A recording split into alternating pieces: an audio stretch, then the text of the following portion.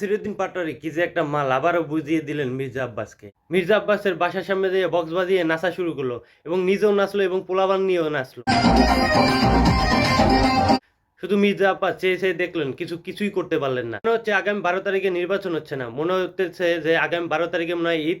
নাসিরউদ্দিন পাটোয়ারি তাই তো বক্স নিয়ে মির্জা আব্বাসের বাসার সামনে নাচানাচি করতেছে। বাংলাদেশে প্রথম কোন এমপি প্রার্থী কোরআন শরীফ নিয়ে শপথ করলেন। এই পবিত্র কোরআন স্পর্শ করে আমি আমার নির্বাচনী শপথ করছি। সে নিজেও কোনোদিন চুরি করবে না এবং কি কাউকে চুরি করতেও দেবে না, এই কথা বল। আমি নিজে চুরি করব না এবং অন্যকেও চুরি করতে দিব। কারণ যতদিন জনগণের ঘর হবে না ততদিন নাকি সে ঘর করবে না। এই কোরআন স্পর্শ করে বলছি, যদি আমি জিতে যাই, এই মানুষজন যতক্ষণ পর্যন্ত বলবে যে আমার ঘর নেই, ততক্ষণ পর্যন্ত আমি ঘর করব না। এবং তার দুটি ফার্মেসি আছে, যারা অসহায় মানুষ আছে এই মেডিসিনগুলো তাদের নাকি ফ্রিতে দেওয়া হবে। আমি দুটি ওষুধের দোকান আমি আপনাদের জন্য আমার সাধ্যমতো আমি ফ্রি রাখবো।